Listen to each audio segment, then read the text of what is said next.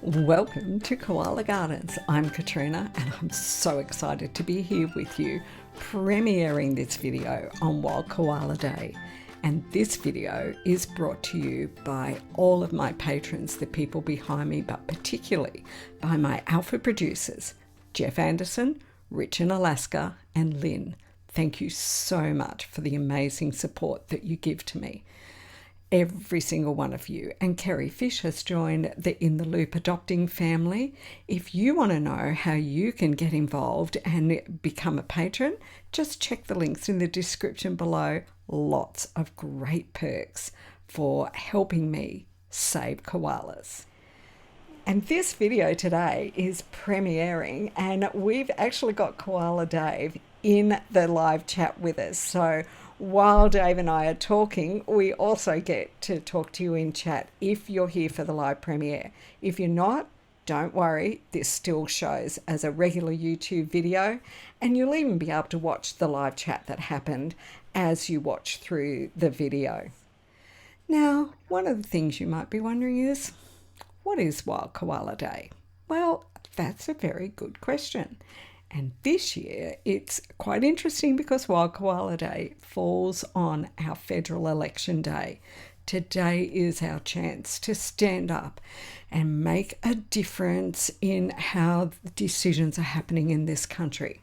But Wild Koala Day actually started back in 2016. Janine Duffy from Koala Clancy was talking with me and a few other people, and we got together and we decided to make a day that is the perfect day for everybody to get up and really spread awareness about koalas, the situation they're in, the environment, all of that stuff. Now, being Wild Koala Day, I always like to do a bit of something that is a bit different to what I usually do. And I have, the last few years, been interviewing people who are also doing really big things to help save koalas. And this year, I'm really excited that when you keep on watching this, you're going to find I got to spend some time with Koala Dave. I reckon a lot of you already know Koala Dave, and if you don't, you are in for a treat. This man is doing a lot for koalas up in Queensland. Only a few hours north of me. He's really not terribly far away at all. So that's something to really look forward to. I also ran a competition I usually do each year for Wild Koala Day, and this is a poetry competition this year, and the winning entry, which you'll see at the end of this video, has won a wild koala adoption. But I will be reading all of the poems out, so you've got some real treats. Such talent out there. And I want to acknowledge the Widjabul Waiable people of the Bundjalung Nation, on whose land I am so proud to live, work and play. One of the things that I love doing for Wild Koala Day each year is running some kind of a competition. I've had a few different types of competitions, and last year the poetry competition was really popular, so I decided to run it again. What you were supposed to do to enter the competition was write a poem about Koala Gardens, about my property here. Not everybody quite did that. So ones that were just written generally about koalas are still going to be read out on this video. However, they won't be eligible to win a prize, unfortunately. But the quality of the poetry, just astounding. I'm not really all that good at writing poetry, but I've been told that I read poetry kind of okay. So here's the first poem that I'm going to read. It was submitted by Carolyn Coburn, and I mean, it's a favourite for me because it's about our beautiful boy, Valentine. Valentine, Valentine, with fluffy ears and nose divine, sniffing your way through the trees, got a heart on your nose, and I hope it's for me. Better still, for Enya, Onyx, or another koala lady, do your best to make us a baby. A koala Casanova who lives up to his name, he's sure to win any love game. Show us your moves to get the best leave, a great acrobat, though not yet topping a bullet so sweet. He's still got potential, and I'm sure we'll see plenty of munching from more than one tree, living his best every single day. Koala Gardens is his home, and we want him to stay. Carolyn, that is like just such beautiful, beautiful poetry. One of the best ways that you can support what I'm doing here is to make sure you always smash that like button down below. If you can leave a comment, that's fantastic. Reply to comments other people make. Share this video out to everyone you know, and make sure you've subscribed and hit that notification bell. Before we move into that, I'm going to read one of the general koala poems that was submitted. So this one is not in the running for winning, and it is by someone who's been following me for so many years and has actually been in Australia and been to the property here, Luke Ronconi. This is titled Where Wild Koalas Dream. In the hush where eucalyptus sighs, where soft winds trace forgotten lines, the wild koala clings like a tender flame, burning slow against a careless world. They are laughter curled in fur, dreams resting in the cradle of ancient limbs, a living memory of a world that once knew how to be kind. Their survival is not just theirs, it's the very breath of our forests, the song of untouched rivers, the silent strength of the living earth. To lose them would be to lose a part of our own soul, the quiet courage it takes to simply be, to hold on, to belong in the eternal wild. Thank you, Luke. Just, the talent of people amazes me. And now for some more talent. I also don't really do drawing. I do a lot of digital art, but not actual drawing. And I've got this image that was given to me to showcase here on the video by Sean Sack, who, again, someone who's been following me for years. I'm just always so humbled by how many people follow me so closely for such a long time. Sean has been doing koala art for some years now, and over on my Discord, there's a link in the description below. Sean has his own channel there, and we actually watch the drawings unfolding, and just his talent is amazing. So I'm really excited to present this image to you here, which is a gorgeous drawing of Matilda, one of the old past koalas here at Koala Gardens that we haven't seen for some time. And let me tell you, he has captured her essence perfectly. While we look at this Matilda drawing, I'm going to read another one of the general poems that was submitted. So this one is also not in the running for the prize. It has been submitted by Squish65. The koala has such a sweet, sweet face. Their bodies, balls of fluff with sharp, sharp claws and soft grey hair and a huge leathery snuff. The eucalypt is their choice of food. They even munch the flowers, and then it's time to shut their eyes, for they can sleep for hours. They really are such loving mums. Joeys hang on for the ride while mums run up the manigum where they both can hide. Joey takes a peek from the pouch, mum nestled in a fork, a bellowing call, a fearsome tune, a male about to stalk. With arms and legs his strength so mighty, he leaps from tree to tree. His palms and soles grip the branches with spectacular skill and agility. A speckled rump, their camouflage, makes them hard to see, an inbuilt cushion in their tush for comfort in the tree. And Matilda is just so beautiful to look at. Now we have an entry from Gabby in Italy, And it's another Valentine poem, and that's not surprising because Valentine, he's a big favourite here on the property. I made a walk in a beautiful park. It was already getting dark, and suddenly I heard someone singing behind me. I turned, and what did I see?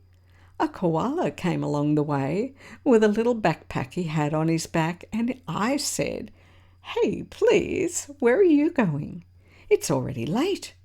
He smiled and replied, "I'm going to Koala Gardens. There is my home, and I will never be alone. His name is Valentine, and I hope you are fine." He waved to me, and I smiled. "So happy to meet you, sweet Valentine." Isn't the quality of these poems just amazing? I've got two more poems, and then we're going to jump into the interview I did with Koala Dave. Another one by Carolyn Coburn. I love this one. Woody chunk, a koala hunk, looking like plush makes my face flush. For the other boys, perhaps serious competition. For a koala lady, maybe a difficult decision. But he's cool as ice and has always been nice. Staying in his territory, a fight is never mandatory. With a koala this cool, one good bellow will do. Resting like a champ, he makes us all chant, "Live wild, live free, mate with every opportunity, and eat from every tree abundantly." What clever play on words in that poem. Now, not only does Sean Sack do amazing art, but he's also submitted a fantastic short poem. Bullet the koala, fierce and bright, climbs the tallest trees to defend the light. With courage in his gentle paws, he fights for forests with noble cause, saving the leaves, saving the skies. Bullet dreams of a world where no koala cries. In his heart, he carries all of humanity's ties. And that's so true. Bullet has been gone for some years, and yet he is still a driving force in bringing people to understanding koalas, what's happening with them, why they're important, why everything in our world is important. So a tribute poem to Bullet, just perfect. And now, the bit that you've probably all been waiting for and that I've been really waiting to bring to you, my interview with Koala Dave. Well, Wild Koala Day, and I am so excited to have a special guest with me. I love interviewing other people on Wild Koala Day about what they are doing for the environment. And I bet most of you know this fella. I've got Koala Dave with me, and I'm really excited to get to spend some time talking to you about what you're doing, why you're doing it, and sort of where you're heading with koala advocacy. So if you want to follow Koala Dave, there's going to be links in the description below. Go and check his YouTube channel out. Yeah, Welcome. incredibly kind, Katrina. Absolutely kind. Just a privilege to be talking to you, who I have the utmost respect for. And I just wanted to start by acknowledging the traditional owners of the land that I speak to you on today, the Yagara people. And just wonderful to be on their land and be talking to you today. I also wanted to acknowledge, Katrina, if you don't mind, just the incredible koala people out there, advocates, carers, rescuers. All of those people work so tirelessly for our beloved koalas. And I just want to acknowledge their hard work on this very special day. But yes, especially you, Katrina, what you're doing too. I just love following your channel. I love seeing what you're doing, the stories you present, and just the passion you bring to it all. So thank you for having me. I'm actually really humbled to have been asked, and hopefully I can offer something to our conversation as we go through. I can't wait to hear what you're going to tell us because I have found what you're doing really interesting because you do similar stuff to what I do and yet very different because I'm just on my property going around and around, whereas you're going quite a bit broader afield, but still doing that citizen sighting observation that is really critical for an understanding, I think, of the It koalas. really is. Just checking in on koalas is important. As you know, going around your property, just seeing how they're traveling, how their health is. Those things for me is so important. So I have my passion about seeing koalas. It just makes my day. But I also want to check on how they're doing, Mm, mm. sickness, illness, and stuff like that. And so I am really passionate about doing that, and think it's a really important thing that we do. And so often we hear koalas when they're sick or they've been hit by a car. But just that incidental checking on koalas, I think, is a really important thing to do. Yeah, totally Mm. agree. So let's start. If you could tell us a little bit about how you actually got interested in wildlife, let alone koalas.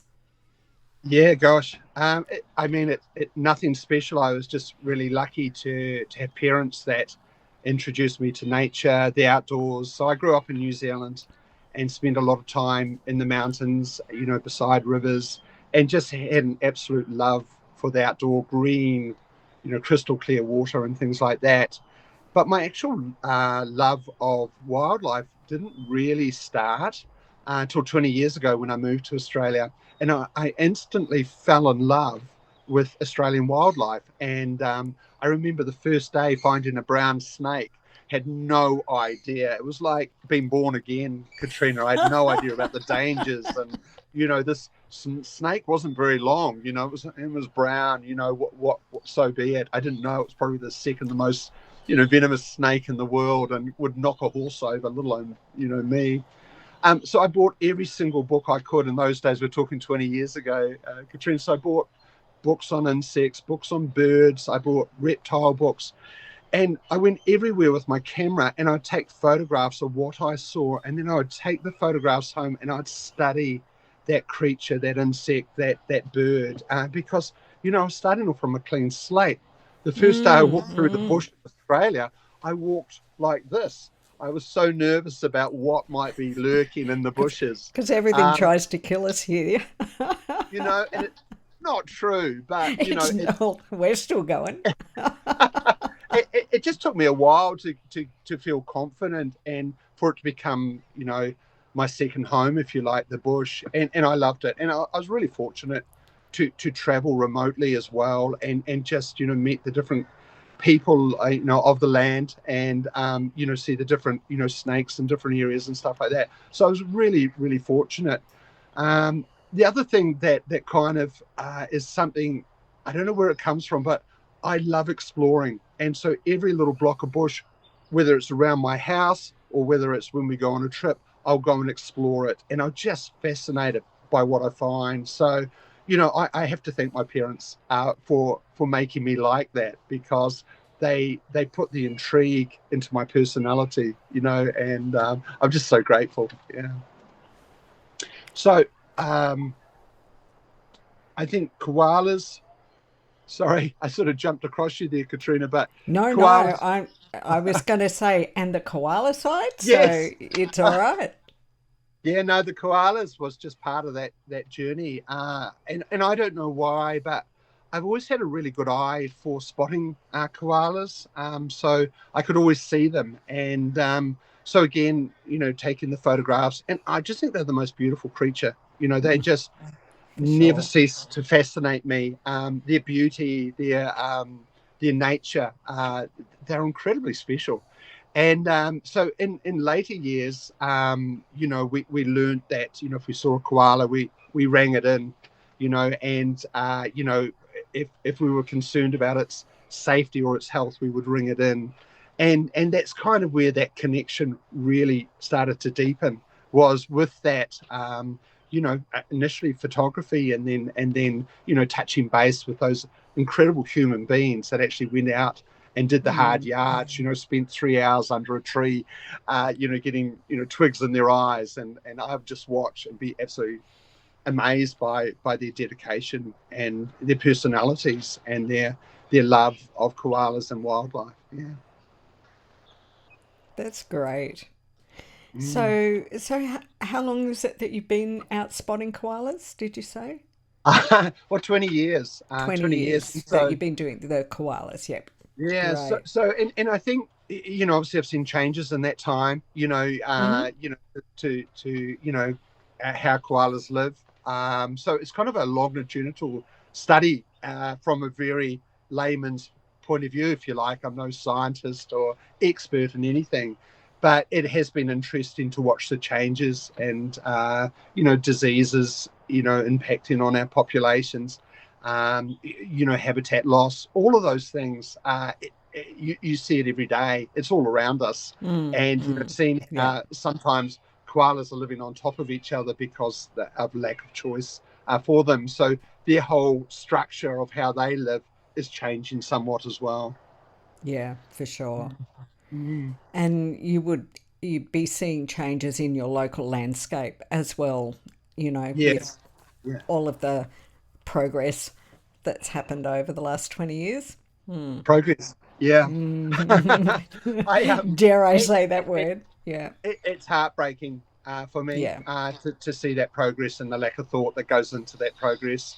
Yeah. I don't understand why it needs to be like that. I think, the suburb that I live in here, which I'm in today, there's still koalas, but in those days there was a thing, and I may be wrong, but 20% had to be kept green when they developed it. Now Yes.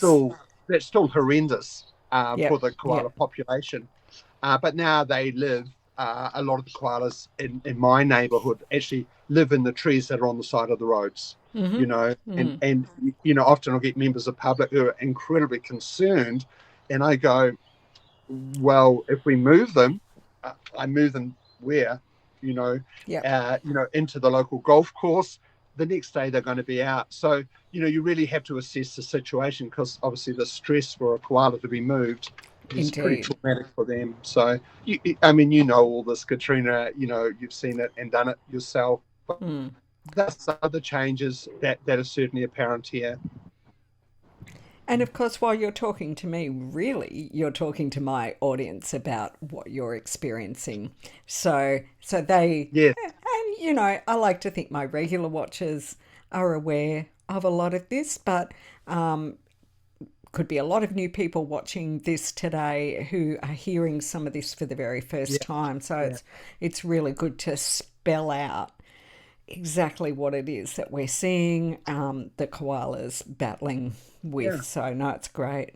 Oh, look, please, big hats off to your supporters, that incredibly knowledgeable group of people, and their advocacy is really felt here in Australia. So kudos to them all. Thank you so much. I think just a little point that I would make, to locals, is that the places that we find koalas now, um, would blow you away. Mm, You find them in the strangest places. In the basement of car parks. Heartbreaking stuff. But they're lost, they're mm, confused, they're yeah, displaced. And if there was one message I could give to locals, it is that don't be surprised. Always look out. If there's a ruckus outside in your backyard, go and check it out, because you'd be amazed how many people, we go into people's yards and they say, I've never seen a wild koala before. I cannot believe why it's in my backyard. yeah. And I look at my backyard and it's full of palm trees, and I go, yeah, the amount of koalas I've seen in palm trees, Mm, mm, mm, yeah. Because the minute they're a bit concerned, they want to go upwards, and of so course. whatever it Yeah, is, they'll go they're up. gone. Yeah, Yeah, absolutely. They're absolutely terrified, frightened, and stressed. So they yeah, know up is being safe. Up is safe. yeah. It's true. So you've now progressed to having your own YouTube channel. What made you decide to dive into YouTube? Uh, it wasn't to be famous, that's for sure.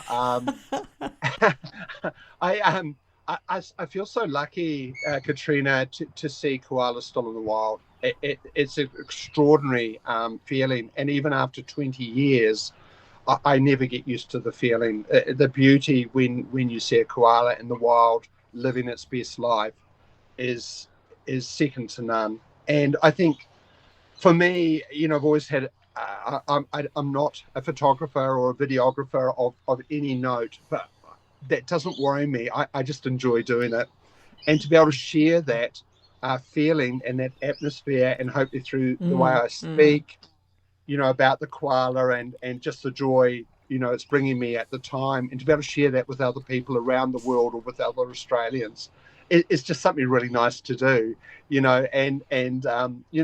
don't really mind if people watch it or don't watch it.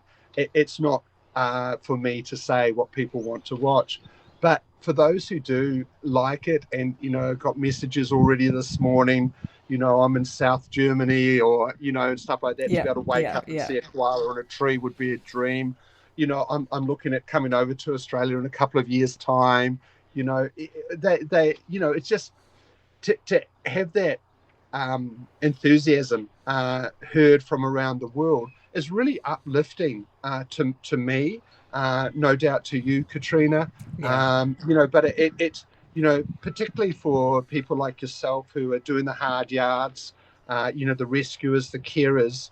It really does lift our spirits, and it really does keep us motivated and going, because it can be pretty dark in the rescue world, as in the care world, and we tend to go through waves of emotions.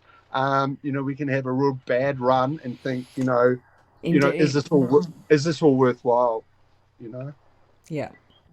No, it's really true. Sometimes I have had like a really dark time with some stuff that's happening with koalas, and I'll just get one gorgeous message Yeah. from a follower Yeah. about how much it has meant to them to be able to see the koalas, and it just, oh, you get back up and you go, okay, I can do this. I can do this. Yes. Yeah. Yeah. So for No, those no. of So you watching, yeah, these yeah, messages, yeah, when we say leave comments below, yeah. sometimes you are making the difference in our day. Yeah, no, absolutely, 100%. It's so important, and that's where people can have an impact on koala's future from afar. It's Correct. absolutely Yeah. correct. Yeah. Great.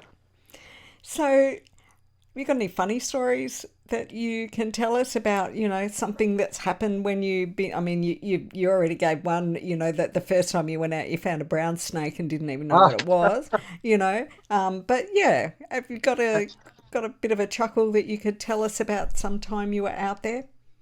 I there's yeah, it's a great question, and I hope I can do the story justice, because it wasn't actually in the bush for me. It was just locally here.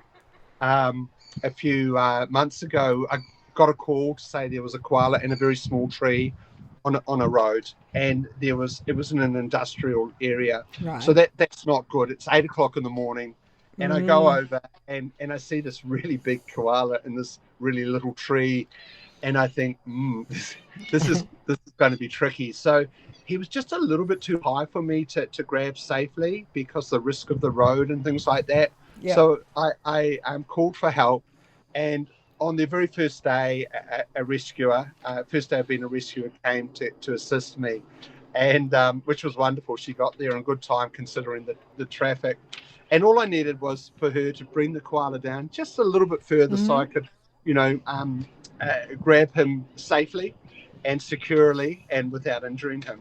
Um, and so all went well. The first day rescuer did perfect, did a fantastic job. Brought the koala down to me. I grabbed him and brought him in tight, because he was a really big koala, and people think koalas are cuddly and soft and things like that. Well, I tell you what, that's not my ever been my experience of a wild koala. They are not.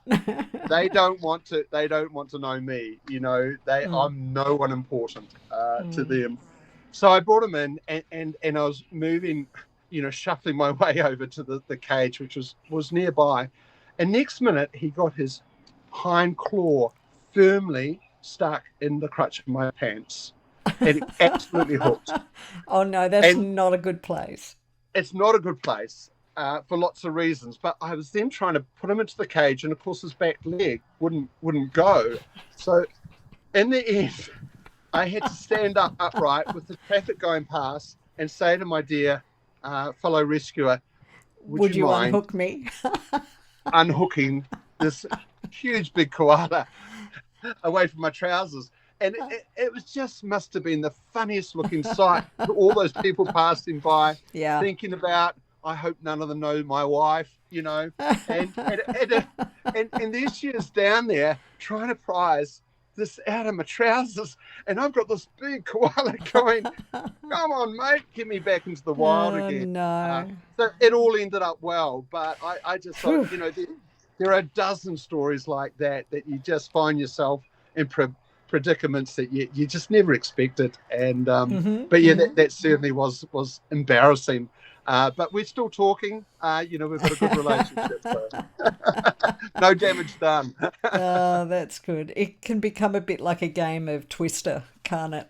Yeah, Yeah. yeah, absolutely. Yeah, yeah. You get a koala, and they're just all of a sudden your arm is the tree, and you're just trying to get them to let go, and you just want to get them, into safety, Into the cage. Yeah. and back into the wild again. But yeah, they're just absolutely petrified.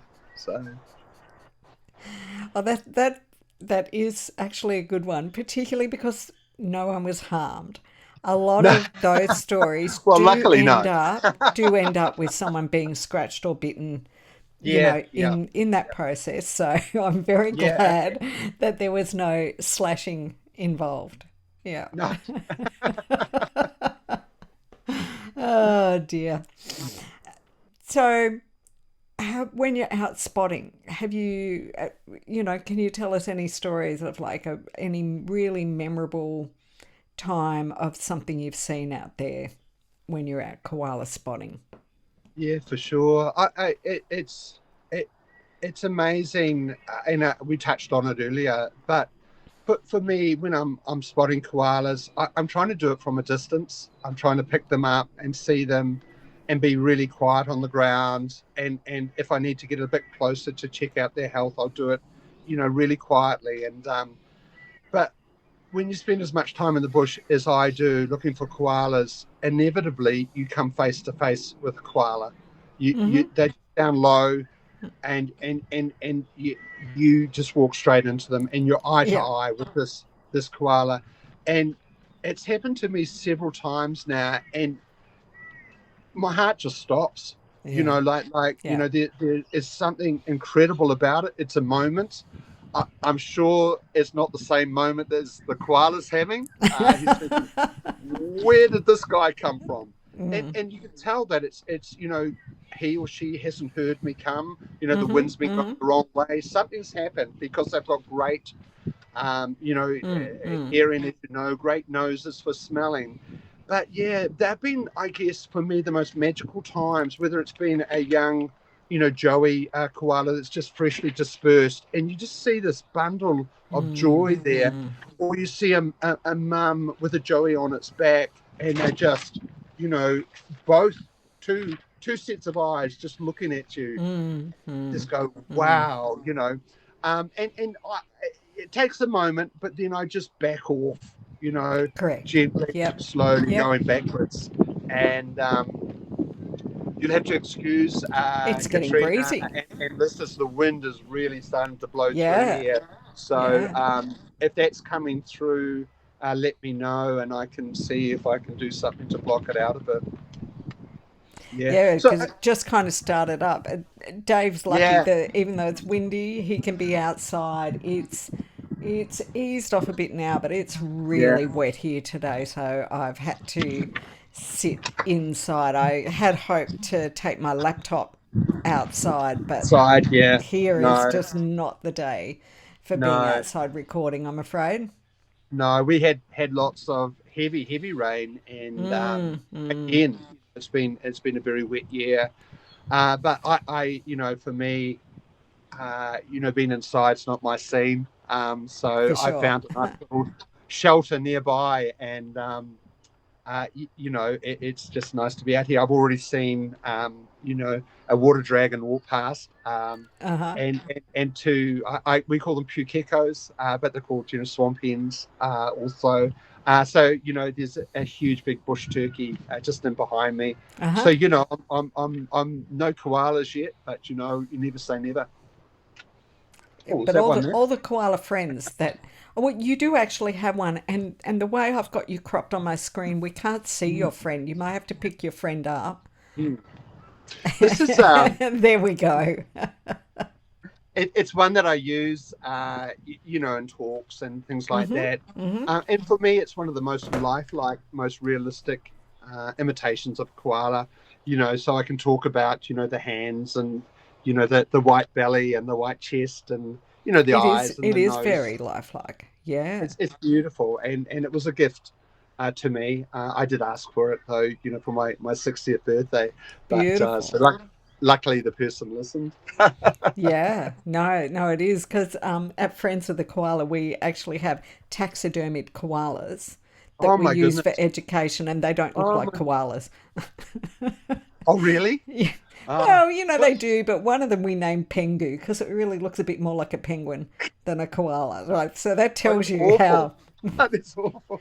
yeah, Hey, the yeah, it's like, children. Unfortunately, when I'm talking to children, this one's made of resin, and yeah, so they they they want to um, pat they it. they find it not cute and cuddly like they used to with the toys. And my very young granddaughter calls it prickly.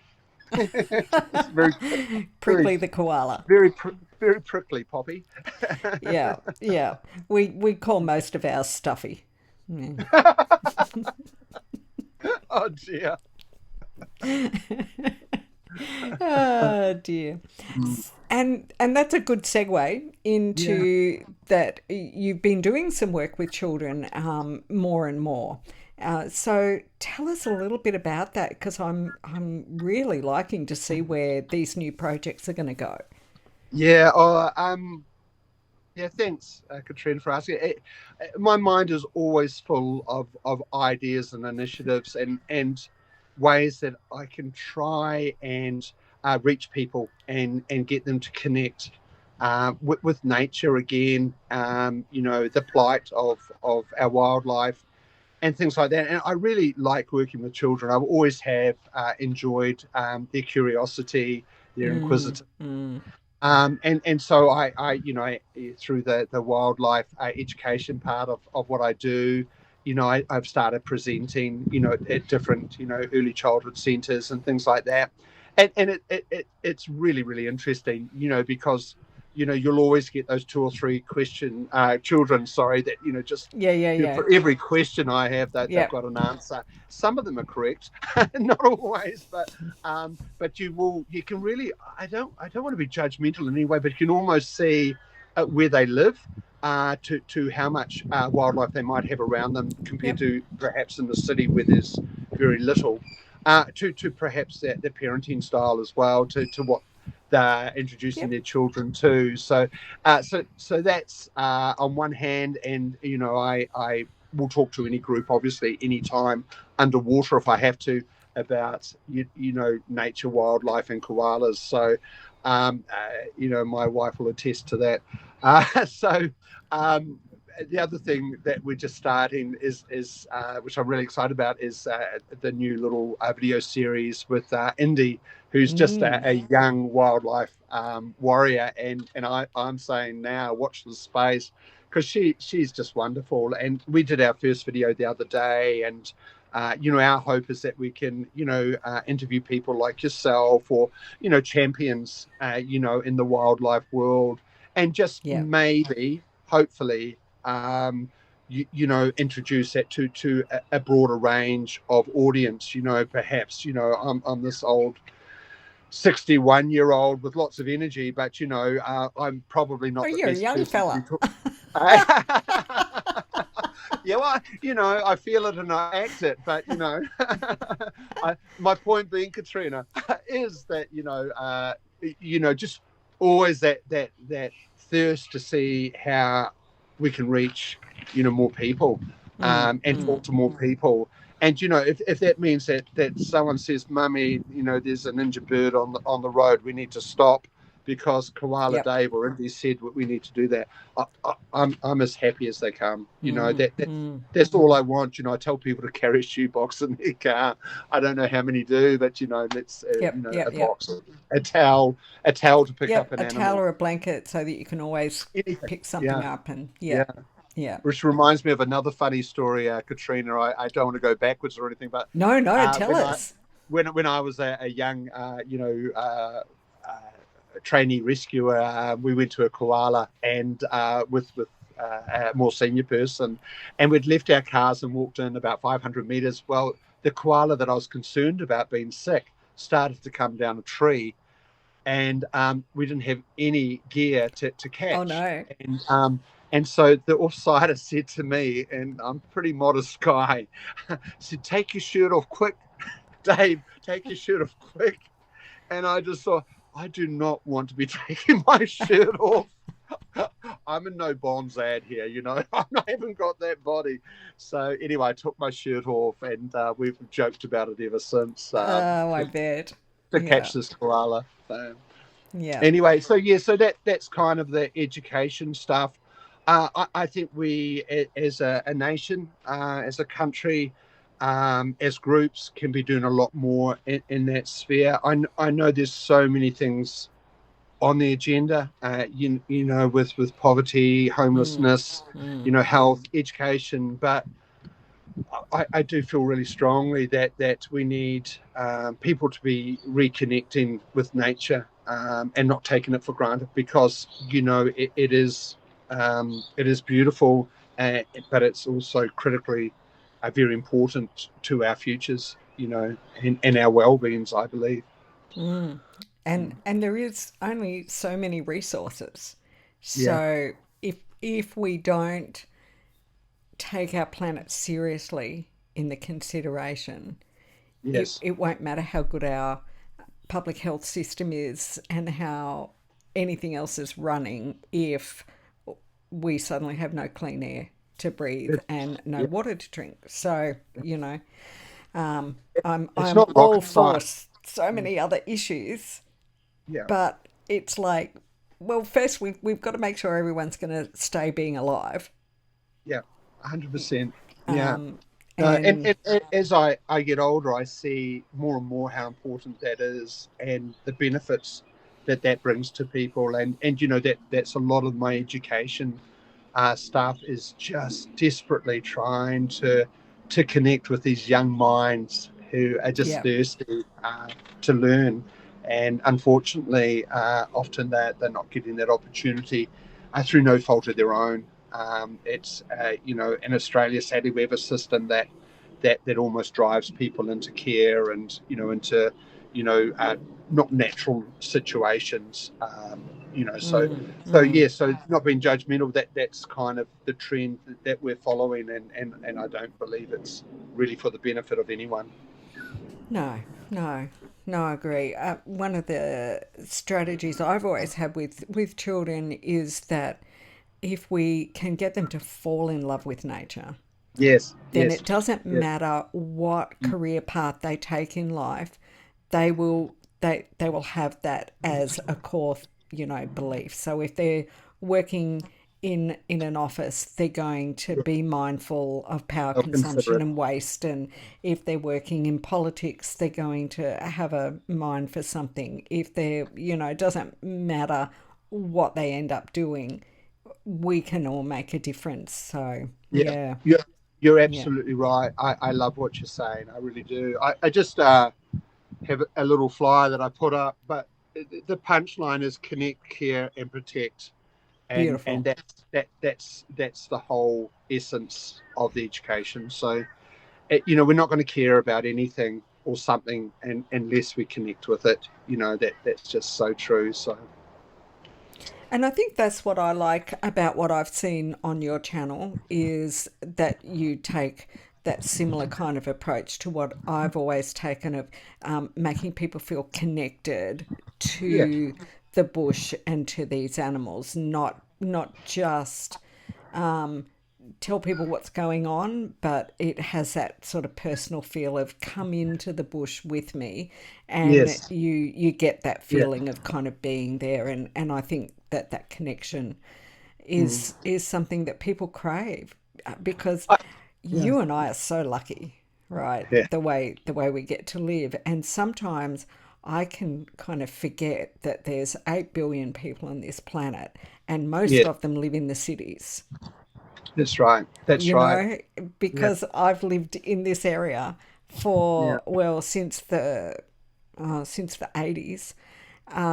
So sometimes my brain kind of forgets just how differently I live to how most Yes. people do. And, Yes. I walk out my door and start filming, and that's my life. Yes. And we That's your are backyard. incredibly lucky Yeah. when you see what conditions are like for people living in a lot of the bigger cities. They want that connection, and they crave it really.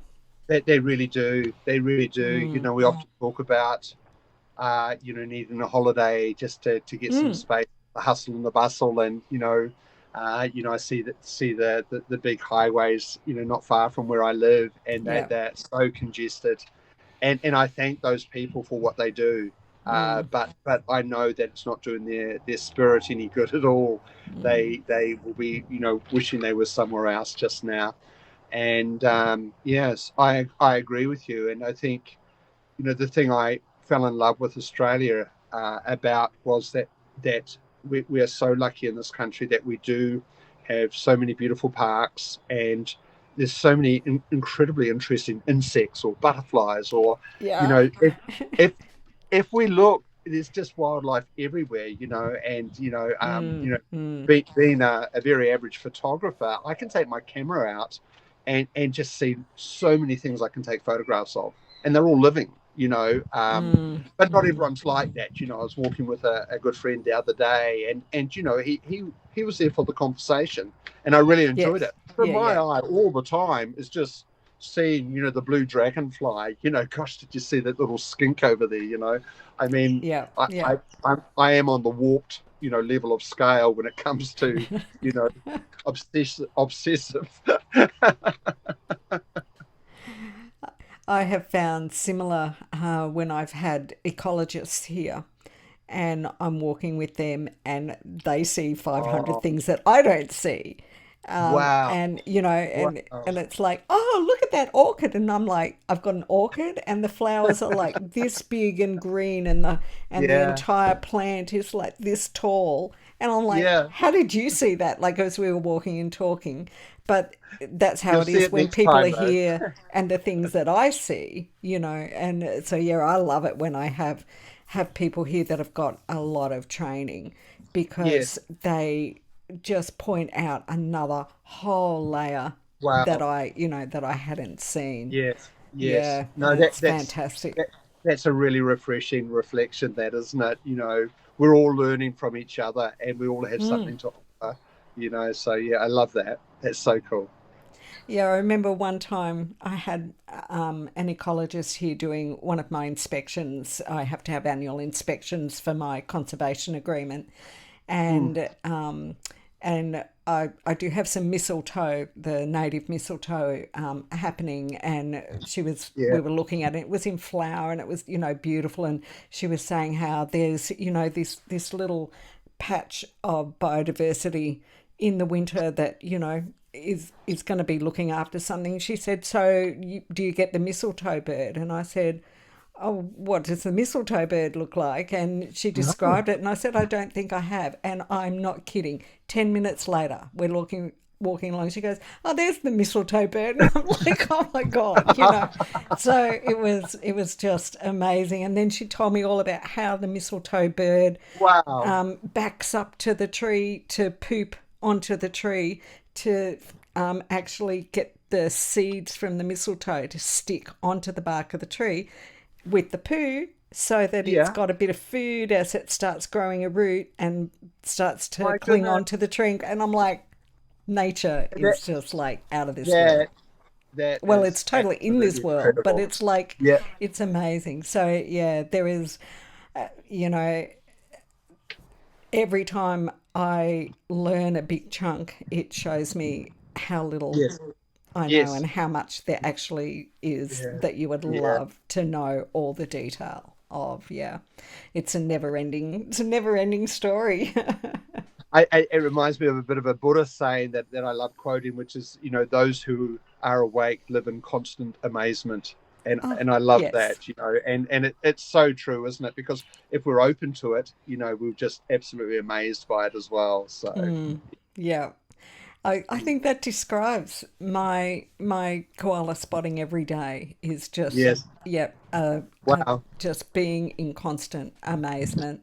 And I've Yeah. always said if I don't get that feeling every time I see a Yeah. koala, then it's time to go, you know? Yeah, and you and I have both described that feeling, and Hmm.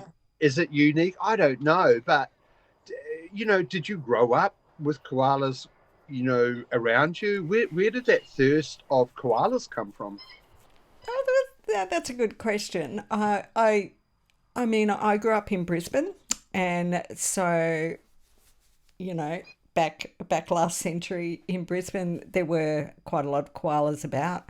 I remember Mm, going to Lone Pine Sanctuary as a child quite often, but I just was sort of animal crazy all my right. life, and I am the only member in my family who is interested in animals.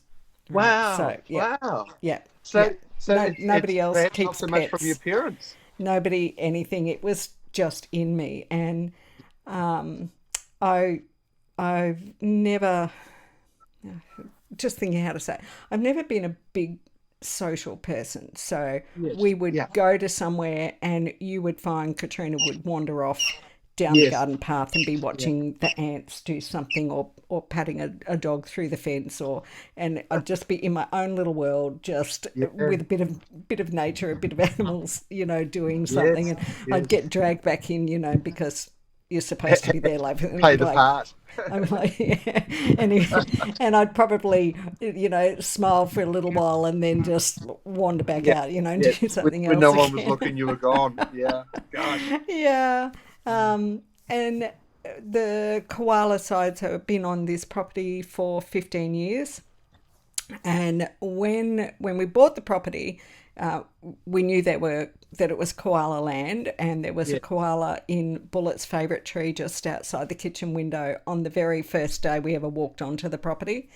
Um, and so we did start doing some tree planting. There was some funding through the council, and we did start doing some tree planting.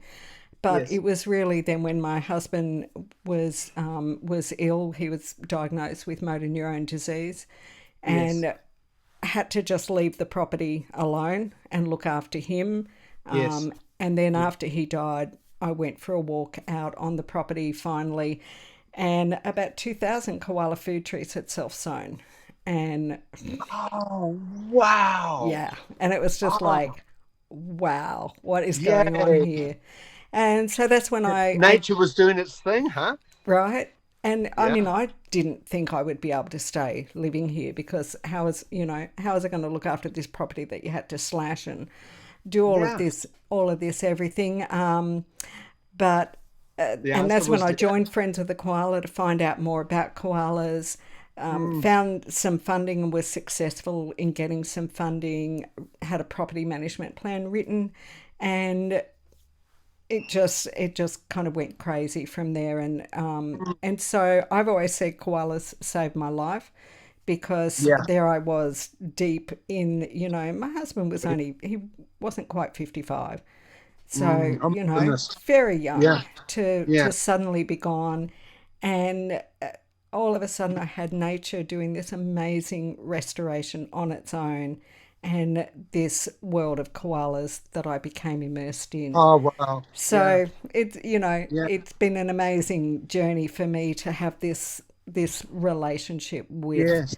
the property and the koalas Oh here. my goodness. That's an incredible story. I mean, obviously heartbreaking with the loss of your Yeah, husband, yeah. and that's not how you planned the rest of your life, was it? No, That wasn't No, in the planning, and these curveballs are awful sometimes, and yeah, but yeah, we are so lucky to have you. I've taken that journey, and gosh, um, you know, I know that you will have hard times with the koalas as well, Katrina. There is no doubt that definitely. they Yep. do test us, um, Yeah. because we love them so much, and it hurts, when things don't go right. But um, you know, it's good to have that purpose and that mission. And can we save the world? Well, we can try.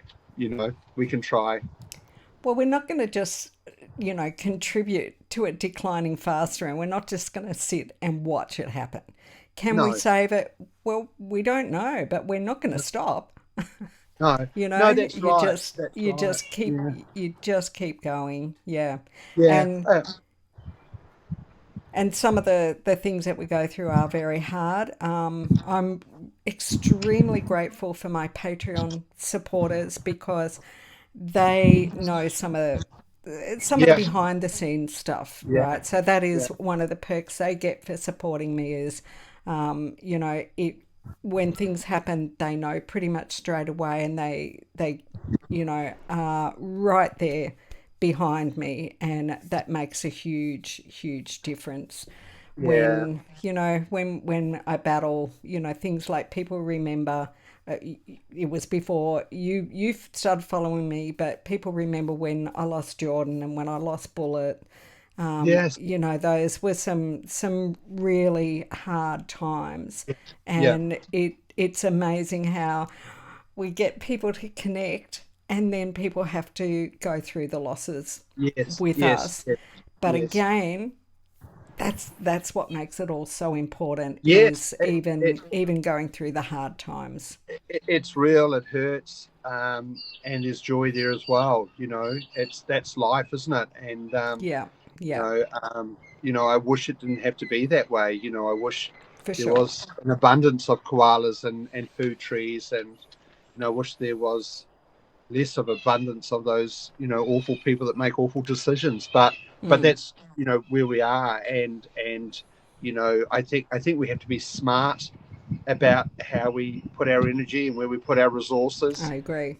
I don't think the koalas where I live will be around, forever. I'm not that naive, but I certainly want to make sure that they have the dignity of as good a life as they can.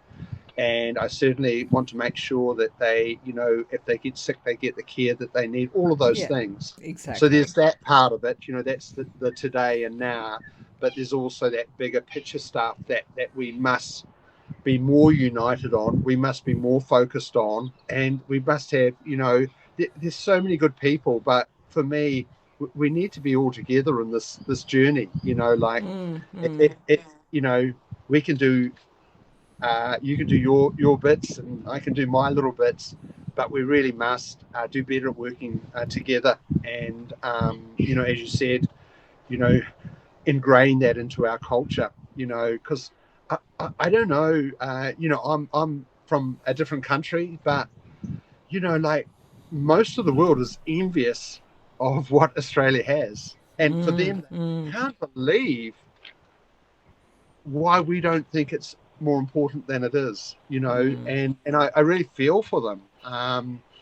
But Yeah, it's not on the agenda as such. It's not.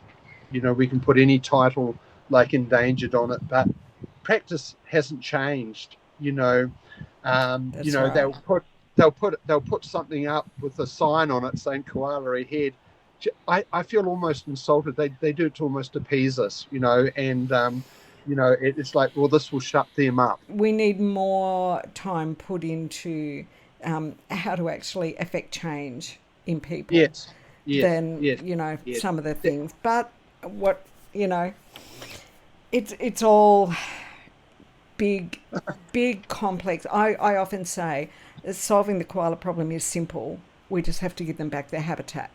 But because that just is not able to happen, the solutions become more and more and more complex. Yes, yes, yes. No, Yeah. I agree. Oh no, Yeah. yeah. Thanks for sharing your thoughts on that, Katrina.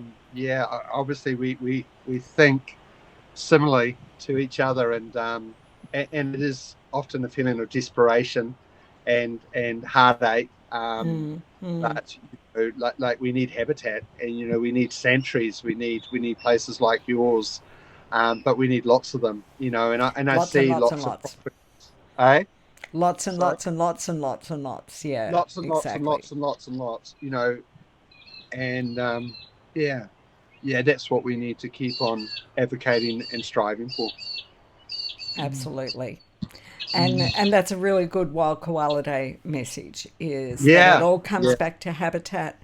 We need more and more I believe that private landowners have the power to change the landscape. I yes, don't yes, believe the government is going to change, well, they're not going to change the landscape for the benefit of the koalas, but private no, landowners do have the power to do that. they And do, they so do. Yeah, it's I agree. another reason, yeah, for some of the types of things that I do, is trying to appeal to private landowners Yes, on how beneficial it is for you to either convert your property to native habitat or parts of your property, because mm. obviously not everybody can convert No, every single part, but no, every tree makes it a difference. makes a world of difference. It Yes, truly yes, does. It truly yes. does. Well, it's been fantastic getting to spend some time with you today, Dave. And I know Likewise. that everyone's going to really enjoy seeing you get to just stop and talk with me about all of these things that you're doing, that I'm doing, that's going Yes, yes, on. Have you yeah. got anything that you'd like to say before we end this off? One last Gosh, thought. I mean, we've covered. It's been amazing talking to you, Katrina. Too. It's just lovely. Obviously I've known about you for a long time, but to actually talk with you is just so wonderful. So thank you for that opportunity. But like I think we've covered so much in our discussion quite naturally. But I just wanted to say that the support that we get from overseas makes a huge difference. Yeah. The outrage that we receive not only motivates us, but it gets heard by the decision makers. So please never stop, uh, never give up Yeah. advocating for our koalas. A couple of little small things, but they're very dear to my heart. Whether you're in Australia or whether you're around the world, you know, any opportunity you get to connect, family, friends, children with nature is so worthwhile, and you must, always take time, to smell the flowers or the roses, whatever Yeah. the catchphrase is, because the benefits are just there, and it's certainly, I think my mission is to try and get people more connected with their roots. And I think the last thing I wanted to say for the locals is don't be surprised where a koala turns up. You would Yeah. be amazed. And so please always keep an eye out for them. I was at a local park the other day, lots of picnickers. There was a sick koala right in the tree, right above the Mm, picnickers. I saw it mm. straight away, but Yep. for members of the public, look around. Check those trees out, check Look those up. bushes out, and look up just for a minute, and call those koalas in, because every Yeah. single one of them is so precious, so Mm, valuable, mm, and mm. and we need to look after all of them. Thank you, Katrina. It's been a Oh, pleasure. that's it has been a total pleasure talking to you, Dave. I've been really looking forward to having a discussion with you, and I would love to do more things with you. So Oh wow, we gosh, won't say too much, but there might be some things coming up in the future. So keep an eye out on both Koala Dave's channel and my channel. Don't forget, there's a link in the description below for you if you're not yet following Koala Dave. And Wild Koala Day is for you to think about yes, wild koalas, advocate, get the message out. mm, So everyone watching this, anything that you can do to make people more aware of koalas, of just anything to do with the environment, today is the day to get out and do Absolutely. that. Yep. A time to reflect and also make plans for the future. Exactly, exactly. Well, thank you, Dave, and I look forward to doing more things with you Yes. in the future. All the very best, Katrina. Thanks for all you do. You're very welcome. Oh, I tell you, that was the best time. I am so glad that I've now made a connection with Dave, and there might be some more collaborative things happening in the future. So just, keep watching both of us. We'll let you know what's going on, that's for sure.